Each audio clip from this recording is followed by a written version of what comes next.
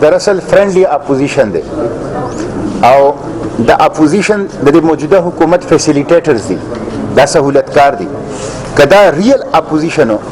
نو دا حکومت په وسطو په وجود کې او موږ اپوزیشن ته دا آفر کړی دی چې اپوزیشن کله د دې حکومت د راغورځولو دپاره د پارلیمنټ نه استعفاګانې ورکوي نو موږ به خپل استعفاګانې بیا ورکوو خو دا اپوزیشن چې کله هم دا حکومت په سخته کې نښتی دی که هغه اف ای ټي اف دی که هغه د آرمی چیف د مدت ملازمت ایکسټنشن او توسیع ده او که هغه د بجټ پاس کول دي یا اهم او سټریټیجک لیجسلیشن کول دي په هغه ټوله موقع باندې ټیکنیکلی د موجوده اپوزیشن اوږه مخکې کړې ده او فیسیلیټیشن یې کړی دی او سهولتکاري کړې ده نو دا حکومت او دا اپوزیشن